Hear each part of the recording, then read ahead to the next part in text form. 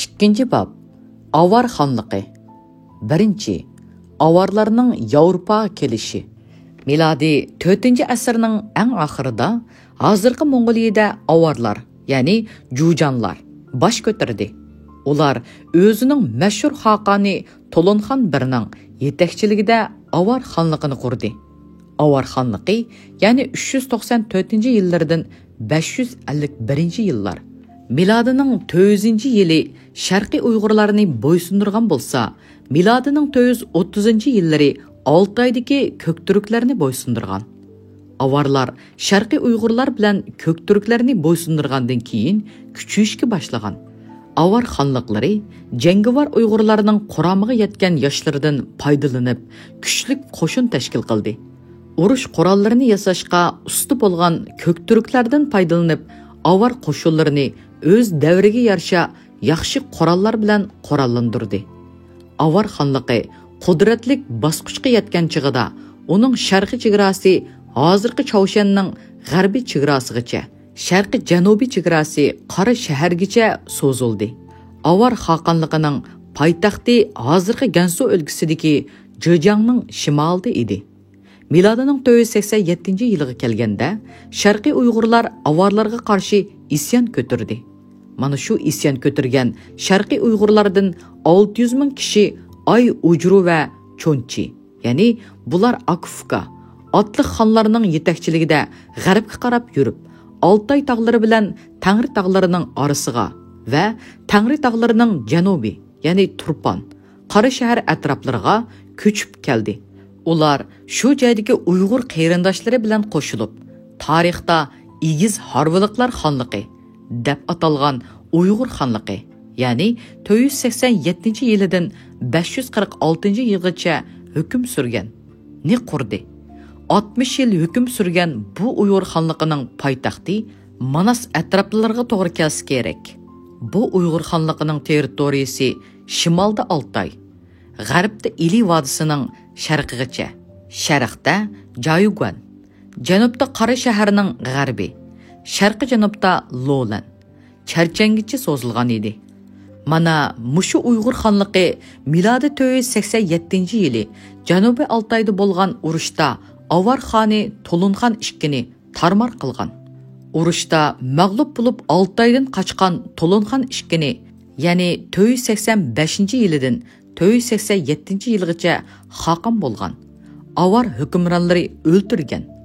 Avarlarning mag'lub bo'lganligidan xabar topgan Sharqiy Uyg'urlar milodi 498-yilga kelganda Shuqa atli xonni o'ziga bosh qilib, Tobalar, ya'ni Shimoliy Vey xonligining bo'yinturqini uzib tashladi. Shuningdan e'tiboran Sharqiy Uyg'urlarmo o'z oldiga mustaqil yashash imkoniyatiga ega bo'ldi. Igiz Harviliqlar xonligi deb atalgan Uyg'ur xonligi avarlar bilan uzunga so'zilgan qonliq urushlarni beshidan kechirdi. Bundaq urushlar ko'pincha Barko'lning shimolida bo'lib, gohida Uyg'urlar, gohida avarlar mag'lub bo'lgan. Lekin avarlar bu Uyg'ur xonligini bo'ysundirish bu yoqda tursin, uzunga so'zilgan qonliq urushlar natijasida qansirab holdan ketishga boshladi. Uyg'urlarning avarlar bilan to'xtamay urushib turishi 430-yillari avarlar tarafidan bo'ysundirilgan Ko'kturklarning qadam-qadam qudratlanib, avarlar ustidan g'alaba qilib, ulug' Ko'kturk xonligini vujudga keltirishiga asos yaratib berdi. Milodi 546-yili Oltaydagi Ko'kturklarning xoni Tumanxon Uyg'ur xonligini bo'ysundirib oldi. Orqadanla Oltaydagi Surtadoshlarni bo'ysundirdi. Shuningdan boshlab Ko'kturklar nihoyat kuchli qo'shin tashkil qilishga kirishdi. Avarlar tarafidan, ya'ni to'mirchi qullarim deb haqoratlangan Ko'kturklar qaddini ruslab, avar xaqonligini og'dirishga bel bog'ladi. Turk xoni Tumanxon milodi 550-yili avar xaqoni Aynog'ayga elchi avatib, avar begliklaridan biriga o'ylindiganligini bildirdi.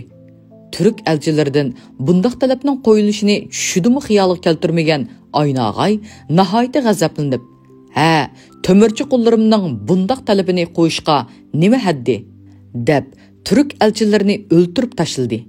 Ko'kturk xoni Tumanxon Aynog'ayning Türk elchilarini o'ltirganligini anglagandan keyin 551-yili Türk qo'shinlarini boshlab Aynag'ay ustiga atlandi. Onundan xabar topgan Aynag'ay nurg'un sonliq avar qo'shinlarga bosh bo'lib, hozirgi ichki Mong'oliyaning o'ttir qismida, ya'ni Sadichil sepilining shimolida Tumanxon bilan bo'ladigan shiddatli urushga yetib kelgan. Tumanxon bilan Istimxon, ya'ni bular Akufka yetakchiligidagi turk qo'shinlari xuddi olamni ostin-ustin qilib o'tadigan nihoyat hayvatlik qora bo'rondek tezlikda besib kelib, Aynag'ay qo'shinlarini ter-perang qilib tashlagan. Ajallik mag'lubiyatga yo'liqqan Aynag'ay o'zini o'zi o'ltirib olgan. Bir qism avarlar hozirgi sharqiy shimoldagi, ya'ni Jilindagi Mokretlar orasiga qochgan bo'lsa, ba'zi bir avar begzodlari bir necha ming kishini agashtirib, G'arbiy Vey xonligining, ya'ni 335-yilidan 357-yillar poytaxti Shianga qochib ketgan. Tumanxon avarlar ustidan qozongan ulug' g'alabasidan keyin sharqda ulug' okean qirg'oqlarigacha, g'arbda Qora dengiz bo'ylarigacha so'zilgan ulug' qudratli Ko'kturk xonligiga asos solgan. Avar xonligi halok bo'lganda Avar begzodisi Bayanxonning yetakchiligida bir qism avarlar g'arbga qarab qochgan. Bular milodi 558-yili Qora dengizning shimoliga yetib kelgan. Yevropaliklar beshiga ko'k shoyi qiyiqchi bog'lagan avarlarning Qora dengiz bo'yida paydo bo'lganligini ko'rib, hayron qolgan. Bayanxon boshchiligida Osiyodan Yevropaga kelgan avarlar milodining 565-yili Qora dengizning g'arbiy shimoliy qismi bilan g'arbiy qirg'idan Vinag'icha so'zilgan keng territoriyani o'z ichiga olgan kuchlik Yevropa avar xonligini qurdi. Bu xaqonlik 270 yil, ya'ni 565-yilidan 835-yilgacha hukm surgan. Ikkinchi Bayanxon, ya'ni 565-yilidan 602-yillar. Bayanxon avar xonligidan birining o'g'li yoki yaqin tuqqani bo'lishi mumkin. U nihoyat ustixonliq, qovul, surlik, to'limu g'ayratlik, charchashni bilmaydigan botur, aqlli odam edi. Bayanxon Yevropa avar xaqonligining taxtida 37 yil, ya'ni 565-yilidan 602-yillar o'ltirdi.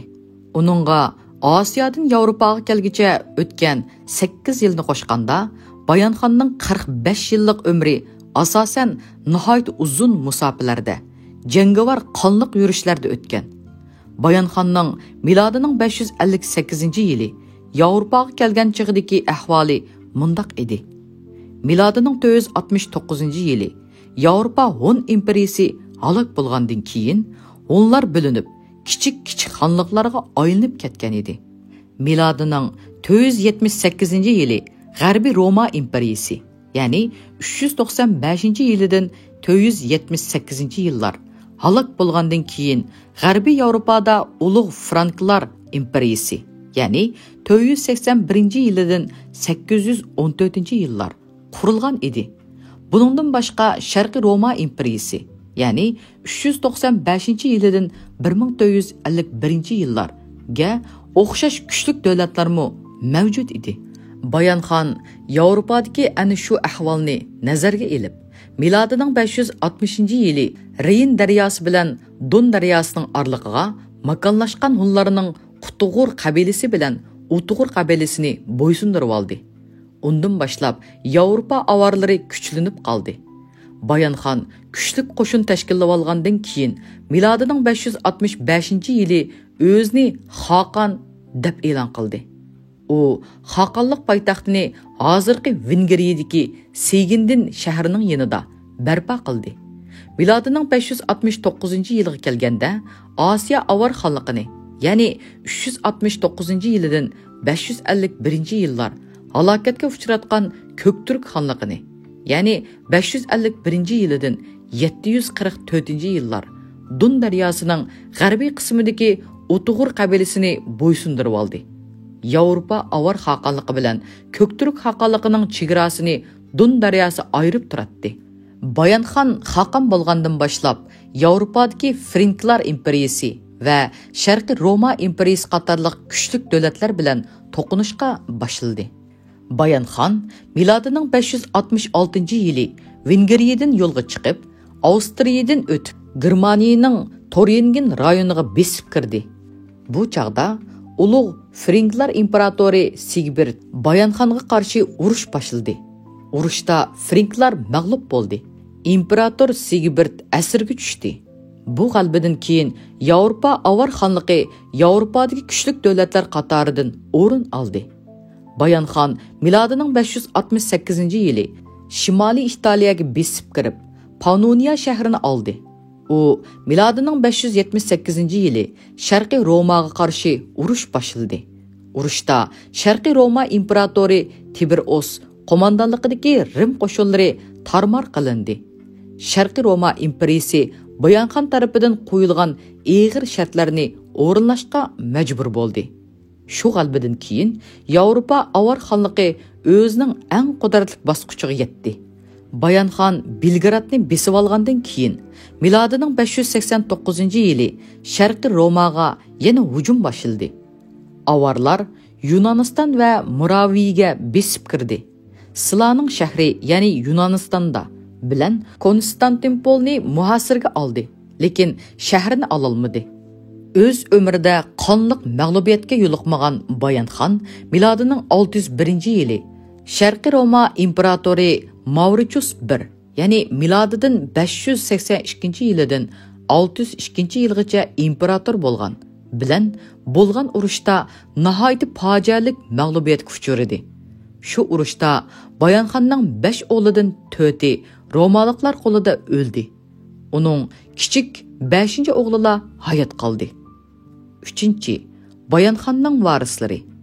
Bayanxon milodining 602-yili olamdan o'tdi. Uningdan keyin Yevropa avar xonligiga Bayanxon 2, Todunxon 1, Zodanxon, Teodorus, Abraham, Todunxon 2 qatorliq kishilar xoqon bo'ldi. Bayanxon 2, ya'ni milodining 602-yilidan 626-yilgacha xoqon bo'lgan. Xeyli uzun tayyorliklarni qilgandan keyin 4 aksining qisosini elish uchun, ya'ni u Bayanxonning 5-o'g'li milodining 616-yili Sharqiy Roma imperiyasiga hujum qildi. Avarlar Konstantinopol atrofigacha besib keldi. Bayanxon 2 milodining 625-yili İran Sasanilar sulolasi Shohinshohi Xisro Parviz, ya'ni 628-yilidan 589 ning oldiga elchi avatib, Sharqiy Roma imperiyasiga qarshi ittifoq tuzdi. İran Sasanilar sulolasi, ya'ni 224-yilidan 651-yillar ning yordamiga ega bo'lgan Bayanxon 2 milodining 626-yili Konstantinopol, ya'ni Istanbulni muhosirga oldi. Lekin Sharqiy Roma imperiyasi Hazar xoqonligi, ya'ni milodining 468-yilidan 965-yilgacha hukm surgan. Ning bergan harbiy yordami orqali Konstantinopol, ya'ni Istanbulni saqlab qoldi. Milodining 736-yili avarlar Bavariyaga besib kirdi.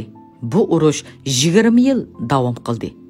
Urushning oxirida Avstriyaning eng muhim bir qismi, ya'ni Vina buning ichida avarlarning qo'lida edi.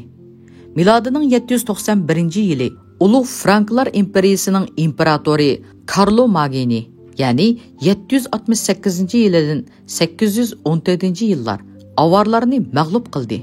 Bu mag'lubiyatdan keyin avar xoqoni Todunxon 1, ya'ni milodining 791-yilidan 803-yilgacha xoqon bo'lgan. 796-yili ulug' Franklar imperiyasining poytaxti Ajin, ya'ni Rin daryosining g'arbida berib, Carlo Maginini ziyorat qildi. Shuningdan keyin avarlar Qoman dinini tark etib, xristian diniga kirishga majbur bo'ldi. Garchi avarlar xristian diniga kirgan bo'lsa-mu, ulug' Franklarning hukmronlari avarlarga bo'lgan dushmanliklaridan voz kechmagan. Bundaq ahvolga chidamagan avarlar 799-yili xristian dinini tark etib, o'zlarining burunqi diniga qaytadan e'tiqod qilgan. Todunxon 1 Barviga besib kirib, Carlo Maginining qiyin ufqisi Geraltni mag'lub qilgan va uni o'ltirgan bo'lsa-mu, Tudunxonning varislari Zodan, ya'ni 803-yillardan 805-yillar, Teodorus 805-yillar, milodining 805-yili xristian dinini qabul qilishga majbur bo'lgan.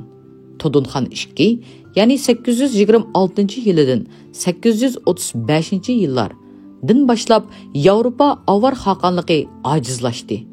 Milodining 835-yili Franklar tarafidan yo'qotilgan. Avarlar xristian diniga kirgandan keyin ancha uzun o'tmay boshqa qavmlarga assimilyatsiya bo'lib ketgan. Hozirgi Dog'istondagi, ya'ni Shimoliy Kavkaziyadagi avarlar ashu avarlarning boshqa xalqlarga assimilyatsiya bo'lmay yashab kelayotgan avlodlardir.